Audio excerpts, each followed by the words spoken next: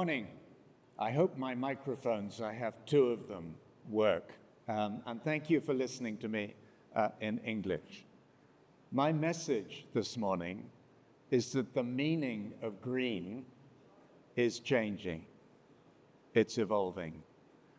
So let me start with the presentation. I'm going to talk about what we call green swans, with reference to Nassim Nicholas Taleb's book, The Black Swan. And I apologize here, the white text has disappeared into the white background. That was not meant to happen, but that subtitle says The Coming Boom in Regenerative Capitalism. Let me start. Many years ago, I was in Amsterdam, in Holland, with a group of very senior people from the company Procter & Gamble. One of the women there, a senior vice president, said to me, she wished there was one pill that environmentalists and green people could take to see the world as business people and Procter & Gamble then saw it. My response to her, my reply was, and I wish there was a pill that business people could take to see the world as people like me see it. Well, that pill is all around us. We're now in Asia this morning. This is Asia this week. This is a mapping of the heat that is hitting countries like India, where halfway through a week of democratic elections, people are finding it almost impossible to vote because the temperatures are so high. This is what I'm going to talk about. I'm going to give you a very brief self-introduction. Who are we? I'm going to talk about where we are as a species. And then I'm going to talk about the agenda for change, particularly the agenda for business, people, and investors. I'm going to talk about, very briefly, about green swans. What are they? Why are they important? What can we learn from them? And then I'm going to say a little bit about who wins and who loses from all of this. So firstly, who are we? This year, 2024, for me, marks two things. One, I will be 75. Secondly, I will have spent 50 years professionally in this space. And you might think I would now conclude that I'm an expert. I don't. I think I'm only just beginning to understand what people like us should be doing in this space. And I think the next 10 to 15 years will see more change, not always for the better, than the last 50 years. So during that time, I've set up 4 businesses since 1978. They all still exist. The third one, which we set up in 1987, called Sustainability, is now owned by KKR, the private equity company. If somebody had told me when we were setting up that small company, which we called the Green Growth Company then, that would be owned by KKR, I would have thought that was the nightmare outcome. Actually, I think it's part of the mainstreaming of this agenda. And during those years, I've also served on 80, now over 80 boards and advisory boards. But the diagram on the right of the slide is a cartoon that I had a cartoonist who still works at the Financial Times do for me in 1991. And it was just trying to capture what I thought the change agenda was then and what I think it is now too. So the fish in the business suit represents the nature, the environmental agenda.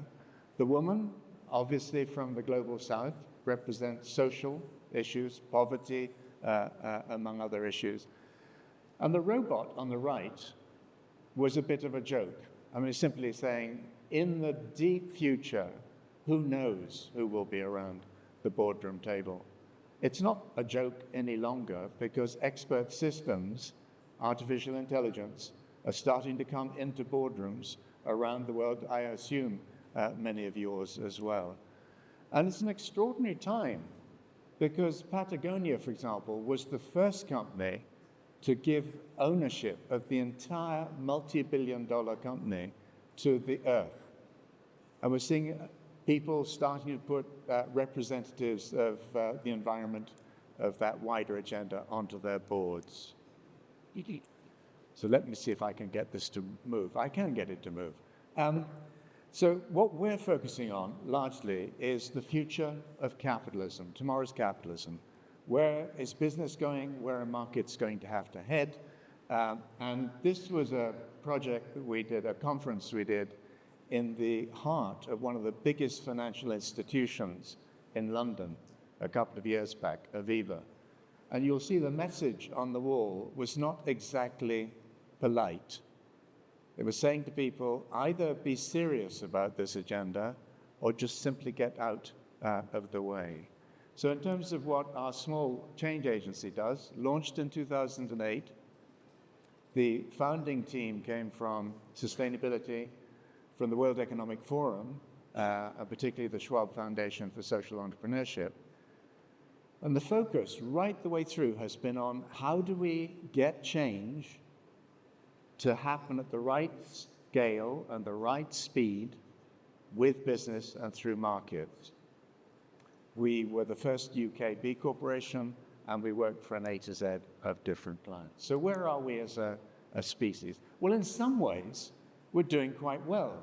If you look at the biggest companies in the world, and you look at the extent to which they now produce sustainability reports, which is something I spent 30 years of my life trying to push them into, it's astonishing. And if you look at the Corporate Sustainability Reporting Directive that has just come out from the European Union, the numbers are going to go up even higher. But I think we have a problem. And that problem is we are beginning to handle the supply side of reporting, but not yet properly dealing with the demand side, in the sense that a huge amount of data is being produced, but we're not yet properly and sensibly using that data to turn it into information, into market intelligence, and the sort of market intelligence that will drive system change. So this is a complicated series of slides. I apologize for that, but it's making a very simple point. And it goes back to my early comment that the meaning of green is changing. So what you see here is 3 different levels: responsibility, resilience, and regeneration. And if you map onto that, the really big macroeconomic waves, the Kondratiev cycles and so on, it's clear to us at least that we're in a period where a system that we've all grown up inside, macroeconomic, geopolitical, is changing. And it's changing at an increasing speed. And that's pretty uncomfortable. Through the heart of this, since 1960, we've seen a series of social change movements evolve around the world. Now, they've had different labels: limits to growth, the green movement, globalization and the pushback against globalization, sustainability. Suddenly, every company thought it was sustainable. Then Greta Thunberg came on the scene, speaking for younger people. Now we have environment, social, governance, and impact, those sorts of language. And increasingly, I think we will see the word regeneration being used. So you may have seen about 2 years ago, Walmart, I think still the world's largest retailer, embraced regeneration throughout its agricultural supply chain. PepsiCo, Unilever, Danone, Nestle, these sorts of companies are also now talking about regeneration. And underneath that, I think, what we are seeing is something that very rarely happens. It's easy to talk about paradigm shifts, but our paradigm is shifting. And in 2011, The Economist magazine did a front cover story on the Anthropocene. This is the first time in geological history where one species, our own, has influence on the global system that is equal to or greater than natural forces, geological forces, and so on. That naming is still being fought over by scientists, but I think that is an indication of where we're headed. So I'm going to talk about the book Green Swans. But when we set up Valence in 2008, the first book that we did was called The Power of Unreasonable People, and it focused on social entrepreneurs, social innovators, social change agents around the world. And that book went into the hands of every single participant at the World Economic Forum in 2008. Green Swans came out in 2020, initially in English, right a month or two before the COVID-19 pandemic hit. And in the space of 18 months, I did over 300 keynotes virtually in different parts of the world. That shows the level of interest in that book. And I'm thrilled that Scala Publishing have produced a Turkish edition of the book that launches today. And I'd like to thank particularly Osman Schenkel for his help in editing the book and putting it together. So where are we going? What's the agenda? I was on the faculty of the World Economic Forum for 7 years. I'm not now. But this year, those of you who may have attended the Davos summit will remember there was a sense of shock in Davos. People started to see the system that they understood changing much faster than they were comfortable with. Now, I don't have to show you diagrams like the one on the left about oceanic temperatures in different parts of the world, particularly in the Atlantic, but I may usefully show you the one on the right.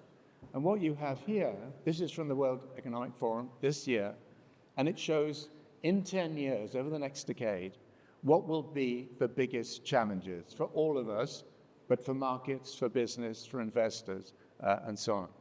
And it's interesting, isn't it, that 5 of these, the top 4 and the bottom one, are environmental.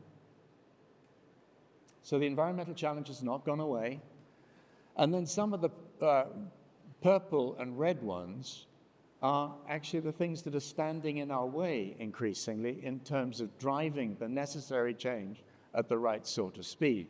So misinformation, disinformation, think about Donald Trump, AI technologies and some of the problems that may flow from that, cyber insecurity and hacking and so on. And then the red ones, 2 things. One is forced migration, increasingly, partly by conflict, but increasingly that will be from climate change.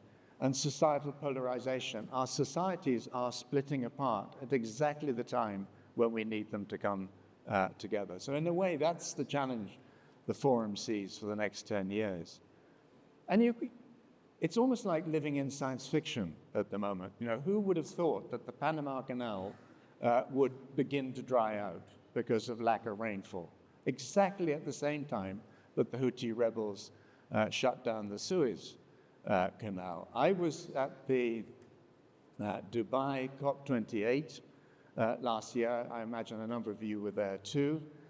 And many Greens were disappointed by the fact that we didn't shut down fossil fuels overnight. Well, but what's interesting is that what we heard from the people there, particularly Sultan Ahmed Al-Jaber, the person who led the whole COP28 process, was that we are seeing the beginning of the end of fossil fuels.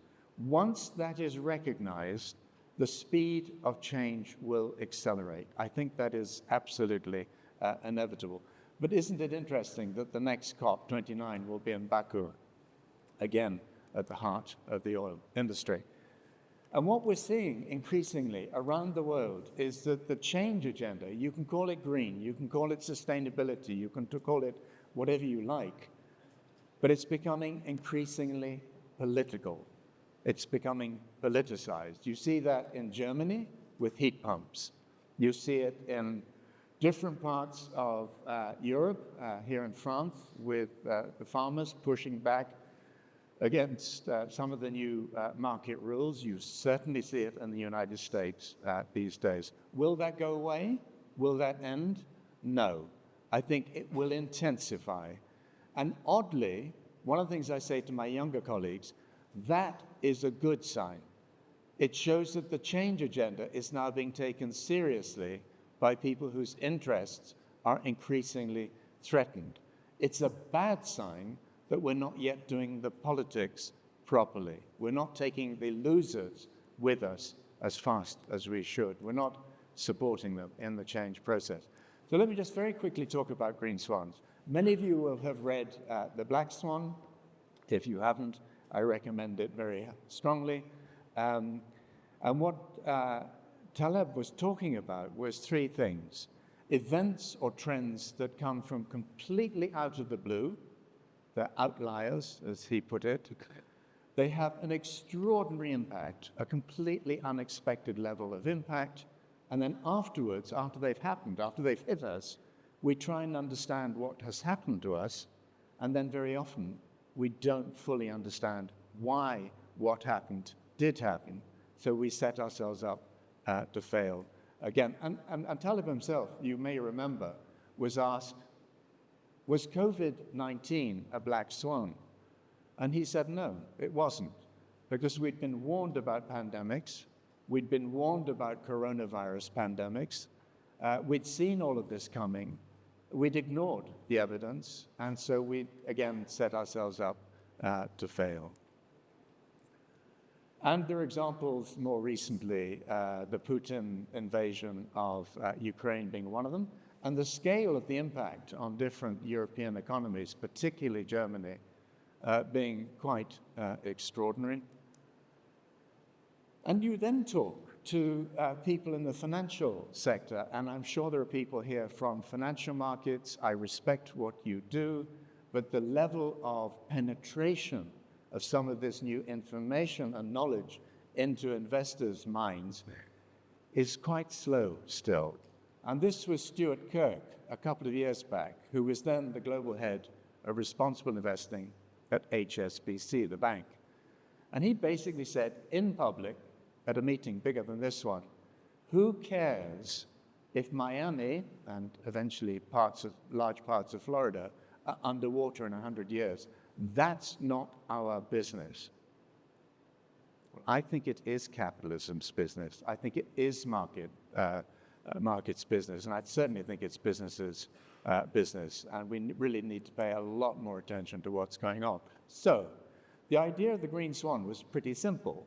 It was already covered by Nassim Nicholas Taleb's formulation of the black swan, because he basically was talking about things that went exponential, that could be good things or they could be bad things.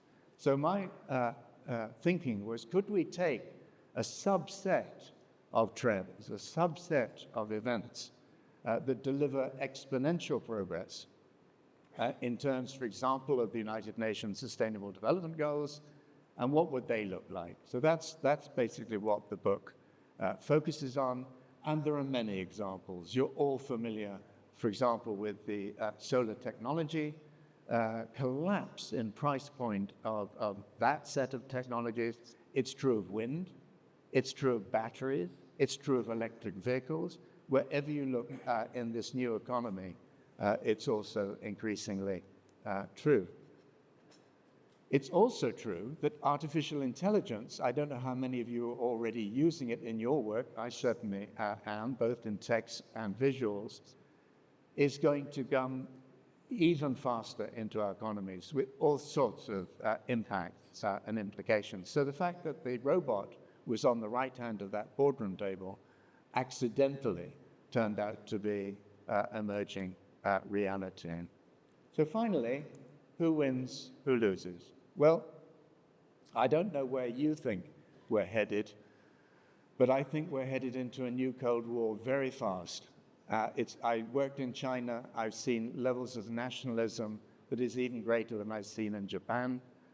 I don't think America is innocent of all of this, but I think this trend is building and will build at an accelerating rate. And that raises a set of problems for the new economy, the green transition, the green economy, and so on. One of them is that much of the technology that we need and the materials and things like battery technology and so on, very much concentrated in China. And in a sense, we've allowed the Chinese to develop that stranglehold on that future economy. Now, that may turn out well, but in context of that sort of developing Cold War, I think there are at least question marks there. And some people say, well, is Tesla a green swan? And my answer to that is, I drive a Tesla, but it's not a green swan, because the green swan is the underlying market shift towards electric vehicles and smart grids. And one of the things I'm very happy with is within a very short space of my distance from my home in London, there are multiple renewable energy or renewable electricity charging points. So I can use that in the car. But so Tesla's not a green swan, and you're increasingly seeing competition building, particularly from China, but we'll see it from elsewhere as well. So individual business units or companies or even industries are not necessarily green swans. It's the market trajectories. But the European Union Green Deal, the United States, Joe Biden's Inflation Reduction Act, those are green swans. This is policymakers, politicians, increasingly recognizing we've got to make the green transition. There is a political urgency around that, and they're starting to put very serious sums of money behind all of this. One of the things I hear, I don't know whether you're finding the same, but I'm hearing CEOs and business leaders starting to ask the question, how would we know whether we're on the right side of history? The first CEO I heard ask that question was the CEO of Shell. But you're starting to hear people wondering about, if the world is going in this direction, are we going to be trapped or be seen to be trapped in the left-hand side reality? Towards a conclusion, many years ago, about 15, 20 years ago, I was working in Detroit with a Ford Motor Company. Specifically, I was working with Bill Ford, who was then the chairman of the company. And I remember something he told me. He said, Ford will never split itself into separate companies. What have Ford just done? They've split themselves into separate companies. One is to manage the transition out of the internal combustion engine. The other is to manage the transition into electric forms of mobility. Solvay, to take a very different sector of industry, chemicals, materials, and so on, has split into also. What's interesting there is that the new business, the green transition business, is already bigger than the old one. Energy efficiency, lightweighting, these sorts of things. This is my final slide, and it's to make a very simple point. For 50 years, I have focused largely on brands, on businesses, and on businesses' supply chains. That has been important work to do. But increasingly, I think we're going to have to expand the focus and look at markets and how we shape markets such that businesses have no choice but to do the right thing. On the left, you have an extraordinary example of a country managing a market in an intelligent way. Shows the penetration of electric vehicles and plug-in hybrids in Norway. But in some ways, more interesting still is what's happening on the right-hand side of this slide, where you have renewable energy 100. So this is now over 400 companies, businesses, belonging to this platform. They're all committed to moving to 100% renewable electricity. And those members, those corporate members, already account for electricity demand greater than that of France. So I think the critical mass is beginning to build. The question for all of us is, how do we accelerate that in the right directions. This is my last slide. And this is just simply to make a point. You will hear a lot more companies talking about regeneration in the same way that they did with sustainability, without necessarily always understanding what they mean by it. I'm on the left. This is in Sao Paulo in Brazil. We're going into a huge, great new tunneling project for a new subway line. Acciona, the Spanish company behind this project that's delivering the project, talks about itself as delivering regeneration by design. And I think, again, that's an example of where we may well be headed. So thank you very much indeed for your attention. I'm very happy to take any questions or comments you may have. I'll be here later in the morning if you want to do that quietly. If you want more information on what we do, there's a QR code. Thanks very much.